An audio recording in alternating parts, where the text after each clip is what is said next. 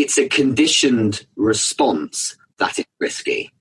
So what that means is, because of the way we've been brought up, because of the system I've been through, and because of the noise you hear from people around you, and everyone going, oh, really? Do you want to do that? And the world I was in people who were in a 9-to-5 salaried job.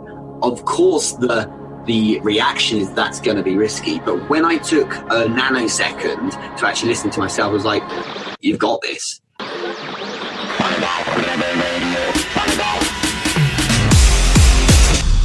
Hi everyone, and welcome to Habit Hackers Rebel Radio, episode number 9. I'm your host, Craig Hurd. I want to sit down with creatives and entrepreneurs who are at the top of their game, or at least on their way to where they see themselves being. I want to understand, what are the habits that you have that got you to this point? What are the good habits? What are the great habits? What are the bad habits? And I want to filter that down, shrink it down, get rid of all the fluff and all the time, and just give you the raw detail and all the stuff that you need to know to succeed in your venture. This episode is with Richard Moore. Now, Richard is a sales consultant, a business consultant, and a Taekwondo instructor and academy leader, working for 10 years in London, doing what he thought he was supposed to do, only to learn that he would be much happier, much more fulfilled, and potentially even more successful working for himself and running his own venture. Richard made the switch, and since then has been succeeding in the way that he wants to. If you own a startup business, have been curious about one, and want to know what it takes to start one and make it successful, Richard is a guy to understand and speak to. This episode condenses what was 2 hours of conversation down to just the 30-minute best tips, tricks, and habits and things you need to know. So how I describe what I do, I would say I am paid to consult mostly with startups. I typically work with the leader position, so the person who is building a startup or running the business, because some of them aren't starting up. They've been around 20 years and they turn over 15 million quid or something like that. I tend to guide people on particular things. So it will be on leadership, sales and sales management, marketing, and the all-important common sense as well. It's good to have a kind of a sparring partner to work through that on. In addition to that, the other thing I do is tremendously enjoyable is I get to write and produce content on my thoughts, because I'm fairly opinionated on stuff. It's quite nice to have an outlet for it. So even if no one read it or paid attention to it, I'd still probably do it because it's a nice way of, sharing things on my mind. So it's really simple. That's what it is. And I think that with every passing year, there's a huge amount of experiences that I can draw on. And that's just really useful stuff, especially now that you have people who are maybe in their 20s who are building something. They just need the benefit of someone who's been doing it, getting on for 20 years, and much of it on the online space as well. It just makes me relevant, I suppose. So that's what it is. How I got into it. What do you want exactly? How I start? The reason I asked that question is a lot of entrepreneurs I've spoken to or met, and a lot of consultants is they have, especially consultants, they've done something for a while, marketing, and they've done it to a high level, and they find themselves seeing the same mistakes, seeing the same bad habits in the businesses they work with, or even the business they work in, and that fuels them to go, you know what, I know this better than most. They don't want to be an employee anymore. They're done with that. Yeah. No, I can relate to that. I think there's two things for me. I think I always wanted to only report to myself. I understand that you report to your customers and clients and things like that, but when the buck stops with me, it means that anything going wrong is always in my control, and I always wanted that.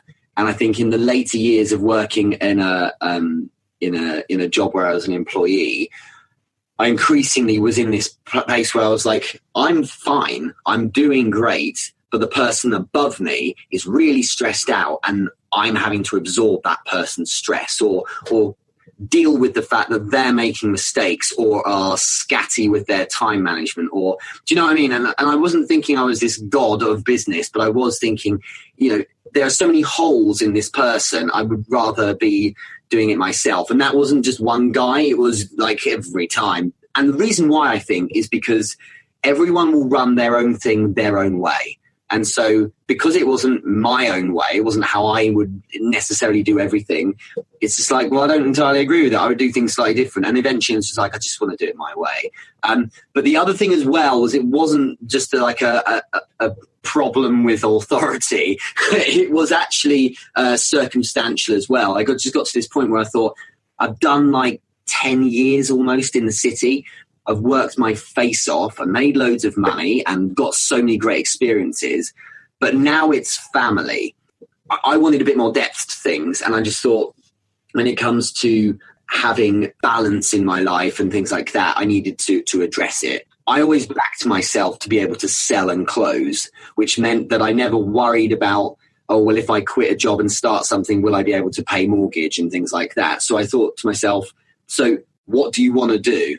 And it's weird, Craig, because when I first started work, when I was like 22 years old, I had been brought up, and I have no problem with it. I'm really proud of how I was brought up, but I was brought up in a very linear way, which was go to school, get good grades, you will go to university, and then you will go into a job. It will be in London. You will wear a suit and it will be in an office.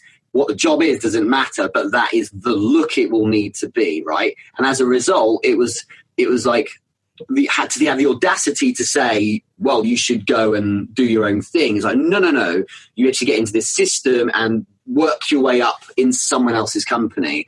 And I just got to the point when something popped out of that kind of trance I'd been in and went, does it have to be like that? And it was very risky. You know, I had a wife and we were going to have a child and all that kind of thing. And it's like, I can't do 80-hour weeks forever. You know, when you got like a grey skin and yellow eyes and I was calling home saying, you know, I'm not going to come home. I'm going to get a hotel tonight so I can be in the office early in the morning and just working. But to get a slither of the money that I generated for me and the rest going to the business and being part of a business rather than deciding on where it went, I just wanted more than that. And so it was interesting because at that point I thought, well, I'd got some savings. I'd shoved money into my house so I didn't have too much to pay off. And I thought, well, I've done Taekwondo since like 1999. I started Taekwondo. And I've been instructing for like 8 years. So why not run a school of that? And so in fact that's what kicked it off. So I built 2 Taekwondo academies, which is still running. I'm coaching at one tonight. But very quickly I realized, like within a few months, I realized that the thrill was in building that business. And that's maybe why I built my business so quick, and it was paying my mortgage within a few months. And I was like, why don't I just go and do this? And then I had 3 wonderful mentors who were self-made millionaires. And they're like, why are you doing that thing when you could be doing this bigger thing? Go do that. And I was just like, yeah, let's try it. And at that point, I'd already like spoken to a few people and I was already doing some consulting work. I'd been doing that for a while anyway. So I was dipping in and out of the city and working with a few companies. And I was like, when I'm 60, when I'm 80, when I'm 90, how am I going to feel about having done this all this time? And I was like, wow, I do not want to be only doing this. I want to have at least tried to build my own thing because I'd always wanted to. Anyone who's listening who is on the fence, you need to try it, because in this world you're in, you have so many safety nets. You can always go back. You can always get a job. So you should try it. Because the fear was massive. And remember with me, the risk was huge. It was like, you got children on the way, man. You're going to have a wife who's not making any money. So it's not, can you make money or not? It's, you have to. So there was a lot of pressure there. Well, yeah, that's what I was going to ask, because I'm curious if you believe that. I can relate to a lot of what you're saying. I know that feeling of trying to fix the company you work for and trying to improve the leadership. And eventually going, you know what, it really doesn't matter how good they get. The problem is it's not me making the decision. Yeah, I mean, it's interesting because in the final stage, the company I was with was actually a company I was kind of sitting on the top table with. I wasn't the managing director, but I was right up there and helping them make decisions and running a business unit and things. So I did have that position, but it wasn't mine. That's all it was. When it's your baby and built solely around bricks you've built yourself, and it's like, this is wholly on the things I want to do. You'll happily do all the work in the world for it, and you'll be engrossed and obsessed with. I've made the comparison with it being like a child of your own. Like, it's like I have 3 children. I have my 2 physical children, but I also have my business, and I think about it as much as I do about them. I don't care if people think that's wrong or right. That's what's required to allow it to flourish, I think. And it just, you just inherently want your own thing to do well more than anything else, I suppose. And I was missing that, and so I thought I might as well go for it. Well, that's what I was going to ask about, is you said that it felt like it was risky and there was a lot on the line. But I wonder, because I've heard that before from my own head, but also from other people, did you really believe it was a risk, or did you get to the point where you thought, I can't do anything but this? It's a good question, because for everyone, and probably for me as well, it's a conditioned response that is risky. So what that means is, because of the way we've been brought up, because of the system I've been through, and because of the noise you hear from people around you, and everyone going, oh, really? Do you want to do that? And the world I was in people who were in a 9-to-5 salaried job. Of course, the reaction is that's going to be risky. But when I took a nanosecond to actually listen to myself, I was like, you've got this. And one thing I've often said to people who come who are in a paid job, who are going to go and work for themselves, is even with a family, it's surprising how little you can get by on to start with. You don't need that much money. And you probably need less success or less amount of money to come in, because it all goes to you. Yes, absolutely. You need less units per month sold. And maybe I was in a slightly better position, because my training for those first few months when I had to start generating some income was my entire career. So my entire career was how to build a business, helping people build a business and market it and understand what to spend your money on and how to sell it. And so I was very fortunate that I did that. Because it allowed me to springboard quite quickly. I appreciate for other people, maybe it's something quite new. But then that's why I built my courses, is to say it doesn't have to be 8 or 10 years of experience learning how to sell. You just got to understand what basics to take on, and then you can go do it. And that's the plan. Well, I think I get that feeling as well. But I've heard that from people. They say, well, wouldn't you be better off just working for a larger company or a smaller company, working the same hours, more or less, whatever. But the fear just is, if you understand sales and you know how to generate something from nothing, gives that security. Yeah, and look, there were times in the very early days where it was like, Richard, you need 1,000 quid today, or you can't pay the bills or the wages for your company. And I didn't share that with anyone. It was like, because they can't help. It's your problem. Today, you need this money. And there's so many of those moments where it's like, so go do it. And there was it just never crossed my mind that it might fail. Yeah. And it never crossed my mind that I was never like, oh my God, what am I going to do? It's like, stop wasting time worrying. Go do it. Go get in there. Get on the pitch. You might do nothing right for 2 hours, but do something. Start making some calls, engage with people, and eventually you drag some money over the line because there's necessity, and because you're focused on doing it rather than spending time worrying about if it might work or not. So I just think, it wasn't even like there being conviction about, I'll make it happen, I'll do it. I was just doing it. I didn't have that kind of dialogue with myself, I suppose. Yeah, it needs to. It's that shift from wanting or it would be nice to, and then it just has to happen. Yeah. But I suppose what I'm saying is, I'm so massively on action that I don't have these conversations with myself. And I think it's a really good lesson for people, is rather than kind of playing out, I wonder how it will go, or not even getting that far. Like, how am I feeling here? Do I back myself today? Do I think I'm going to be all right? By that time, you should be already onto a call or already doing some work with an ad or whatever it might be. Just do it. Don't worry. Don't have those chats. Just focus on doing.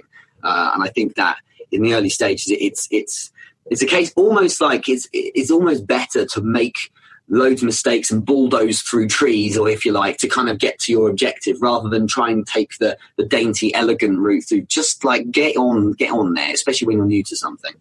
Because the danger of that is people get busy and then they just stay busy. But are there some areas that they should look at in their business? So sales might be one of them, or training might be. I don't know. You tell me. But yeah, it's a good question. When you start anything, especially if you start a business, and if it's sales, it's marketing, whatever, you need to be thinking to yourself, whatever I'm doing now probably won't be what I need to be doing, but it's my start point. The Taekwondo school is the same thing. It's probably not going to be what I end up doing, but it's at least a start point. Rather than 7 months of, what should I do with the business? It was, let's just start and we'll pivot and be agile and change as we go. And it's no different to selling, being on the phone, adverts, whatever it might be. It's a case of saying, let's start, and that's a start point. And make it, weave it in as part of the journey that you expect that you will be making changes as you go. Huge error is saying, right, I'm going to start posting on Facebook because that will help me commercially. I'll start by posting, I don't know, a motivational quote. And that's me done now for my plan. So then tomorrow I'll do a motivational quote again. And then in 18 weeks' time, on a Tuesday afternoon, there's another motivational quote going out because that's that bit done. I'm taking care of it. No, it should be like, I'll put that down. Let's see how it works. And even if it works well, I'll put something else down, see if I can improve on it. And going in and constantly seeing like what things are working and appreciating that constant experimenting is important for all areas. You need to drill it into yourself that is how it should be. So if you're not experimenting, you're probably doing something wrong. I was in touch a couple of years ago with a guy called Robin Terrell. He used to be on the board at Tesco, big supermarket. And he, back in 1998, 1999, he was managing director of Amazon UK. So he was in charge of bringing Amazon onto the scene here and growing it. And I was in touch with him to help build a course, getting some advice. And he said to me, because there's the saying, if it ain't broke, don't fix it. His saying is, if it ain't broke, you're not looking hard enough. So what he's saying is everything's going fine. You're not looking hard enough. There's something you could probably fix. And he's very much like, get in there, get under the bonnet and try and find where you could make improvements. That needs to be what you do all the time. So even today, if I'm creating content, I'll just, in the words of Seth Godin, I'll just ship it. I'll send it out. It'll be a lot more calculated because it's on the backdrop of all the content I've produced in the past, but it will be produced knowing full well that it might flop. And there's no paralysis there. It's like, if it flops, no problem. It's data for me. It means don't do it again or tweak it or try it on a different platform and something like that. Every day, constantly changing and experimenting is how it should be for all facets. Even if you were right with all of the content and marketing you produced, the world changes. Just like selling, the way I sold in 2002, or the way selling was done in 2002 was kind of different now. Marketers are far more prevalent than they were in 2002 when I started. Have you been able to define the difference between sales and marketing? Do you just think, well, this is kind of like that and this is kind of like that? They are distinct, but they are so interwoven. They're so important. I think selling closes the circle if your marketing's not done everything it's needed to. Selling is also valuable at the start because it's like pouring petrol on a fire, as in the fire being your income. If you need money, you can do great marketing, but nothing beats picking up a phone and speaking to someone. There is something I say a lot of, there's efficiency and there's effectiveness. So marketing is often quite efficient. For instance, you can reach 200,000 people in a day with a piece of content. It's not as effective as speaking to someone face to face. You can't beat that because you can get nuanced on that one person and you can close them right down. But it's not efficient at all, because if I speak for an hour with someone to try and sell them something, I could have reached so many other people. So you've got to get balance there, I suppose. So they're really interwoven. Both are very distinct, though. Both are essential. I think nowadays, especially with all the tools we've got online, you can definitely do one or the other. It's mad not to. It's mad to do just one or the other. But I think that with great marketing, it's surprising how much more fun sales can become for people. And you've got no marketing, sales is horrible because it's all cold calling. No one knows who you are. And so there's skepticism. When you've done great marketing, it's like you're just meeting them at the cash desk. Yeah.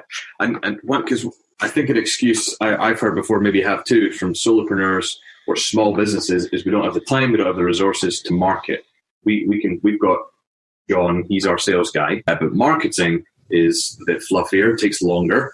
We don't have the budget, we don't have the time. But I want to be really clear on this. It's unless someone's got used to a routine of working at a high level or doing more things, they probably won't believe it's possible to do all the things that are possible.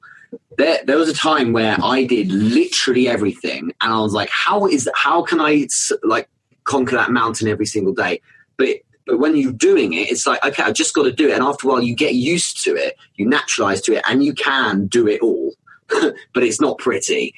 Some of the things you can do straight away, I think, are start engaging with people who are keen on what you do, offer them value in return for services to help you out. A perfect example is there's two guys who are like DJs, and they're producers as well, who are on SoundCloud. They make amazing tunes, like really good kind of hip hop and rap tunes and things like that. And like every week they're producing their music and put it on SoundCloud. No one's heard of them. They have not many followers, but I love their stuff. So the snippets of video that I've produced on the back of my Q&As throughout the week, there'll be one actually later today. At the end of it, there's a little bit of music. I could try and produce music myself, or I could go to a royalty-free website or pay for some music. There's always rubbish music. But these guys, what they need more than anything else isn't a bit of cash for their tune. They need exposure. So I'm like, I need music. They need exposure. I have more of that than they do. So just, it's like do some biz dev with them and say, rather than money, if you let me use some of your music at the end of each of my vlogs, I'll put on a credit for you and your handle on SoundCloud, and as a result, you'll get some interest. It's this thing of the barter economy, and the reason why I'm saying this is this is down to this suggestion of early starters. What is it they can do for quick wins? Look at your network. What do people do really well? If they are world class at it, great. Doesn't matter. If they're better than you, that's all that really matters. If they're better than you at something, what can you offer them in return? And it's not because you're being tight. It's actually because it gives people greater value if you offer them something they need. And so many people feel like, well, I can't get anyone on my team because I can't afford to pay them, even as a freelancer. That's nonsense. Go offer them something. Do some work for them, And if I can add a piece of advice to that, the best people to bring into that world aren't necessarily the people who are really good at that particular skill. It's people who are really bought into you. Because I will always take, and I've done this before when I built a sales team, I will always take someone who is really keen on my brand and my products and bought in and in love with it all, who maybe isn't quite as skilled as someone who's more skilled but doesn't care that much because they won't apply themselves, right? And so that as a result, the best salespeople actually, in terms of work ethic and wanting to do well, and as a result, turning out a good output, are the ones who are already customers. So people who have bought my products. And they're like, I love this. This is fantastic. And now I'm using it to do this. I'm like, that's great. So, I see you can do this as well. Do you want to help me with that? And they're like, hell yeah. That'd be amazing. It's like getting to work with someone that, you've read their book or something like that. So it's a really good way of doing it. And I think that a lot of time saving and a lot of ways to level up in the production of content or efficiencies under the bonnet in building your website or whatever, that's under most people's noses. They just don't realize it. How important do you think habits are to yourself and to solo entrepreneurs and business owners? And what are some habits that you personally hold to run your day in your business that you believe bring you success? Discipline is everything when you're starting out. When you're at home on your own, you've quit your job, you're in your pajamas, and it's 11 o'clock in the morning, and you're just going to have another cup of tea before you start work, deep down you're heading for problems. So discipline's everything. And as a result, by a light year, the best habit, you can actually see a bit of it in the background there, is the when to do list. I produced a video on this recently. A lot of people heard about this thing, but it's really simple, and it means that productivity is guaranteed if you follow the challenge. The when to do list is leveling up the to-do list, which is actually, I feel, quite ineffective. A to-do list is a list of stuff you want to get done. Typically, when you start writing a to-do list, you end up adding loads more things because you're in that zone of, oh yeah, and that needs doing, and I'm going to paint the garden fence and all this kind of stuff. And you end up with maybe, on a good day, 2/3 of that list being done. Far better, I feel, is to write the list, prioritize the list, so then you rewrite it again in order, like the stuff that needs to be done, number it or whatever. But then next to each item, really simply, you assign a time. So up here, if this is a podcast, no one will be able to see it, but I've got behind me, I've got a whiteboard, and it says on it, like, 8:57, when to do list, which is write it out. 9 o'clock, use buffer.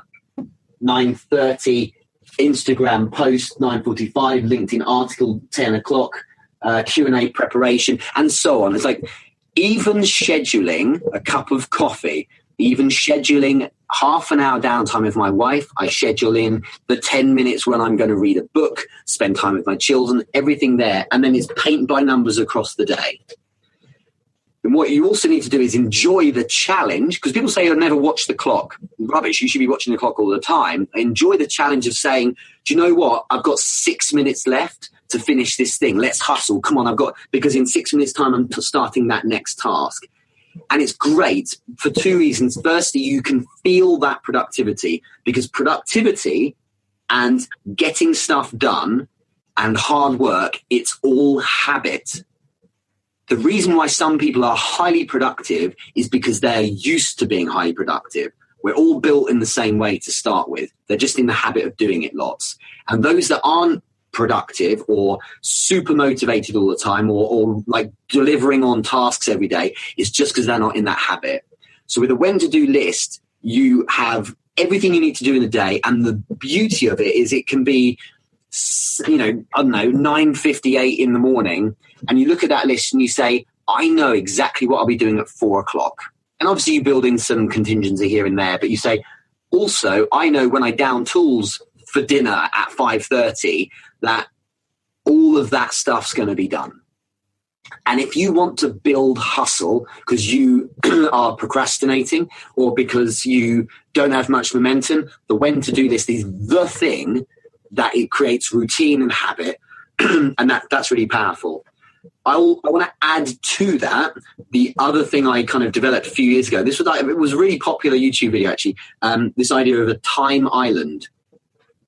So time islands, if you can imagine your entire day, I'm trying to make a metaphor of it. Your entire day is just the sea, okay? As in time is just the sea and the ocean or whatever. Islands are immovable objects in that water. They just sit there, they can't be moved. And maybe there's 6 islands and you're going to jump from one to the other, okay? So those immovable items represent set things that will be done in the day, a time island. So across my entire day, from, 7 till 11, whatever it is I'm working, some crazy hours maybe, I will have set hours or set times when certain things will be done, non-negotiable. And the idea came to me when I was looking at how to make sure certain things get done. And I thought, how does that work in a normal business? In a normal business, you might have all the stuff you have to do in the day, and that might be changing all the time. But at 12:30 to 1:30, that's your lunch hour. That's your time island for lunch. So what you do is something similar. You say, and you can do it across a week as well. So you could say on a Tuesday, well, no, let me make it more real. On a Monday at 1 p.m. London time, I'm doing a Q&A, which is what I've done for 78 weeks now. So I have my time island every Monday at 1 p.m. Everyone, including my own wife, knows that at 1 p.m., do not disturb, he's doing his Q&A. Do you see what I mean? And it's like my wife would organise childcare or going to the shops afterwards or whatever it is around the fact that there was that thing happening then. And so then across the week, there are other things. On a certain day, I will produce an article. On a certain day, I will produce a video at this time as well. So that it's like, well, I can't book X, Y, or Z because that thing's happening there. So having a degree of rigidity is good because it creates habit. And again, going into a week, that by the end of the week, certain things will definitely be completed because you have the time islands. Immovable, they get done. And so it means that if you want to go off and produce some content, or you want to go off and see friends or whatever, you have to say, oh, I can't because I've got that time island. In the same way as you'd say, I can't go to the pub because I'm looking after the kids tonight. It's something that's immovable. Do you see what I mean? That non-negotiable thing. And so adding that to your when to do list is a great combination, I've found. I think that's great. I do something similar, but I just call it pillars. Mm-hmm. That sort of holds up the week. Yeah. What it allows for me is a certain level of productivity. Mm-hmm. So if whatever it is, your Q&A or your family, things that are important to you, that all hell breaks loose, these things need to get done. Correct. You're scheduled to allow that to happen. Yeah, and what happens is, the weird thing is, over time, they become immovable. Like, well, I can't because I've got that time island. So there's danger there too. Like we talked about a bit earlier, if you never change anything you do, you end up getting to a point where it feels like it's like hardened and it can't be moved. Be willing to move stuff. About 6 months ago, I stopped doing the sales Q&A on a Thursday because I was like, I'm going to try putting it all into the Monday thing. It's more efficient, but also I don't think it's getting us the traction I wanted it to. So be willing to sink an island as well. So what signs do you look for when changing a habit like that? It needs to be across time. The first thing I'll say is if you just feel the first time, oh, I don't want to do that now, or I don't feel like doing it, you're probably wrong. What it probably is your emotional state in the moment on that day going, I can't be bothered, so maybe I don't have to do it. And it's usually better to kind of stick with it. If you put your emotional state in front of what the business needs, you'll constantly be not doing stuff because you can't be bothered, or you just decide you would put things off and so on. You've got to do things based on what the business wants. So it's not as easy as I don't want to do it, or I feel like it's not working, so I'll just stop. You have to come second. It's I've said this before, it's like if your baby's crying at 4 a.m, you don't want to get out of bed, but sorry, you have to. That's it. You don't get to decide. Its more important. Its needs are more important than you. Your business's needs are more important than your emotional needs. That first or second time when you're like, oh, I just can't be bothered. When it's going on for a long time, and that's down to you. It might be a couple of months or so. It's like, this isn't working for me. I'm not enjoying it every time to the point I'm dreading it. Well, then you have to do one or two things. You have to either change your attitude to it or change it, as in stop it. So maybe you can there's a point when I had a bit of a low point with my Taekwondo schools. I'm not really enjoying it. But you know what? I'm the instructor, so why don't I change how I do it, and they'll change the lessons and put them on different days, and then suddenly it was rejuvenated again. So sometimes you can just improve it again. But the other thing is, sometimes you just got to say to yourself, I need to stop this thing because it's getting in the way.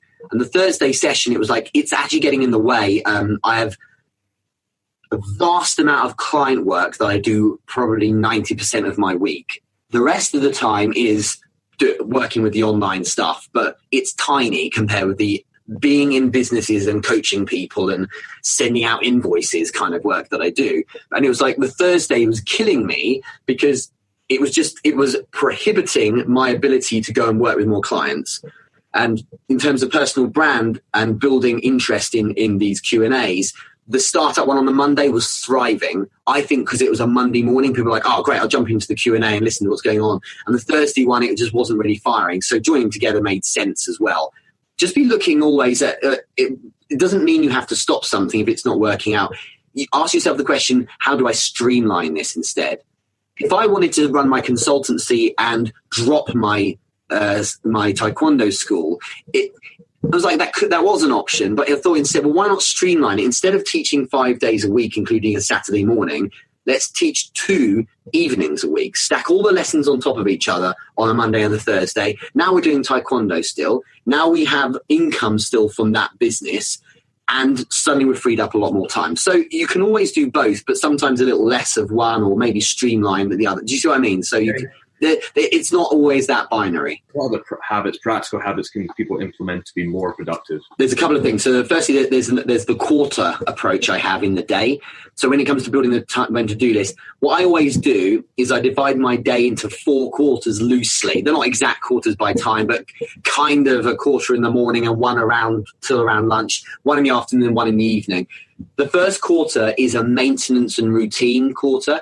And what that does is make sure that if everything went wrong late in the day, at the very least, the business has not gone backwards. So if I have to speak to my accountant, it's in the morning. If I have to send out a load of invoices, in the morning. If I have to close off a contract, it's in the morning. Try and get all that done. The next 3 quarters are all business development and selling and things that are going to help generate you income. Okay, so the 3 quarters, that's the fun stuff. That's the playing. That's the creativity. And that's the bit everyone wants to do. If you don't do that first bit and get it done every day, you could do it anytime you like, but rather than trying to exercise willpower at 8 o'clock at night when I can't be bothered and I need to do my accounts contact with my accountant, do it first when, get it out of the way, then you go play and enjoy the biz dev stuff. That's one thing.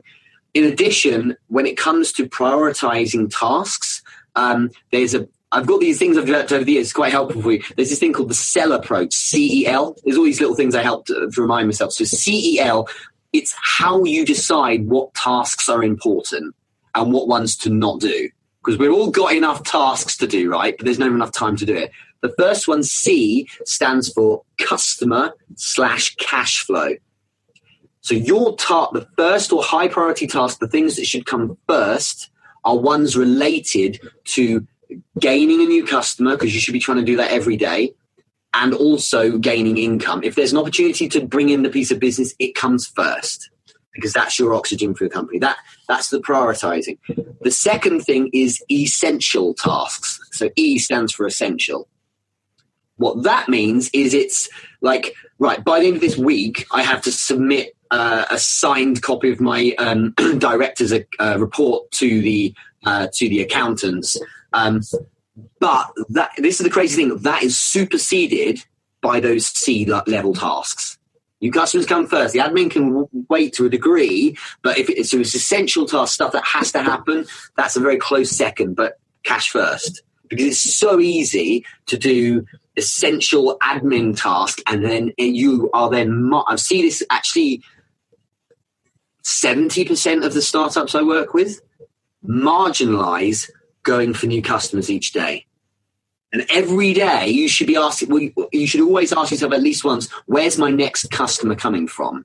If you don't have an idea, you need to be focusing on that. That's why C comes first. So customer and cash flow, then essential tasks are actually second. And then L is for the remainder, which is, there's another video I did on YouTube. I'm sorry, self-promotion there, Craig, but it's a line of work and line of focus. And the short version of that is, what is the actual line of work I'm in? So what it is, I like consulting in startups, right? Or sales coaching. That's my line of work. And my line of focus is within that right now. What's the niche I'm playing in? Is it online stuff? Is it funnels? Whatever it might be. So that asks the question, well, are any of these tasks aligned with my line of work and line of focus? Under C tasks and E tasks are those L tasks.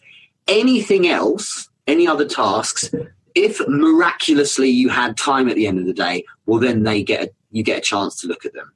And it means some tasks never get done, but that's because they're not important enough to get done. Because if they get left, eventually they get to a point where they either just don't matter, or they become essential tasks, right? Because they've been put off. So now they're allowed to get completed. Do you see what I mean? So it's a kind of a triage for your work. That's really powerful stuff. But most people think it's counterintuitive. You should do the essential stuff first. No, that's probably your emotional response to feeling like you should do some work or paperwork or something. Get the customers and the cash flow in first. Sales and cash fuel the business, so they allow you to... Yeah. Like a new customer every day is a wonderful thing. A new customer is potentially your greatest marketing tool, because if you do a good job with them, they're going to go tell everyone, and now your marketing's going better. And with, new customers create problems, but they solve so many problems, because when you have more cash coming in, you can fix more stuff. You can pay for more services. You can just be more abundant. It has to come first. It's as simple as that. It has to be prioritized, because it gives you the opportunity then to go to the essential and the admin tasks. But most people won't prioritize it that way around, because it's more comfortable to just sit behind their spreadsheets or just tidy up a flow chart or work on some more content or something like that. No, man, it's got to be the customer stuff first. And with the 5 minutes we have left, one thing you clearly do is spend time on your time. You know, you spend moments in the week dictating what's going to happen the rest of the week. Maybe you could just talk on that. Is how much time do you give it? How much time do you give organizing the rest of the week? One thing I decided to do when I quit my 9 to 5 was not just work for myself, but create a week I wanted to have. Okay. So on a Sunday, around 2-3 o'clock in the afternoon, what most people experience isn't a blissful end to their weekend. It's I've got to go to work on Monday feeling. It kind of ruins that last quarter of your weekend. And I was like, that needs to go. I need to construct a Monday I'm looking forward to. And the whole week. So the whole week then became, when do you go to the gym? When do you do this? And part of that, to answer your question, was two things. Firstly, it was reading, which allowed me to relax a bit. And the other thing was thinking. And it's hilarious because sometimes it also includes a nap, like a sleep. At the other end of my office over there, I've actually got a bed. It's brilliant. And people are going, hang on, that's not work. Reading books isn't work. Being in a bed isn't work. Who says it's not work? It's part of the world I'm in. And so in order to be productive, you have to think through not just what you're doing in the day, but also audit if you're being as streamlined as you could be or as efficient as you could be. So to bring this all together, what I do most days is set aside, say, 10 minutes at a certain time of the day when I will down tools and go and read. Because reading will help relax me, get me creative. I'll obviously learn something. I read very actively, in the sense I'll go into a book saying, my challenge for the next 10 minutes is to find one nugget of information from this chapter. So I always try and do it in a productive way. But that will help chill me out. And then it's like, now you have 15 minutes, don't do anything, just sit with your thoughts. And what happens is after a few minutes of like busyness, your mind clears, and then suddenly things start coming to you. Do you know what? That needs work. That's not working. I need to speak to that guy about that thing. It's not like manic. You just start thinking, actually, how could I improve my time on this thing? How could I streamline that? And one thing I noticed is that I never had that clarity or depth of thought. I was never able to look quite over the horizon when I was doing an 80-hour week. When I was working in the city, because I was so like on. I had never had the moment to step back and think about what was going on. So in the micro level throughout a week, I will have those moments where I will be working on where I can be more efficient. So set time, to, as you say, to then look at how I can save time.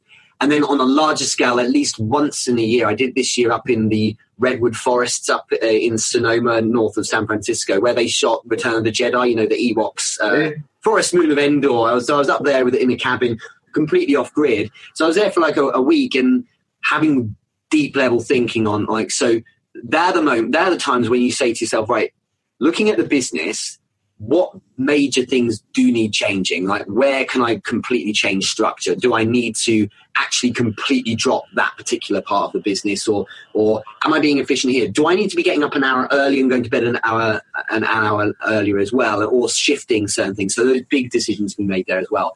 Not setting aside time to theorize on how you can improve your time management and things like that at least once a week, I think is a bad idea, because it means you're running through the weeks and you're not, as I say, not auditing if you're actually doing things as efficiently as you might. You do know the answer, but it's deep down and you have to have that moment of silence. If you like this podcast, what would really help us out is if you give it a review. Nothing helps shareability and more people seeing it like a review. Appreciate those that have already given one, and keep it up. Thank you so much and keep listening.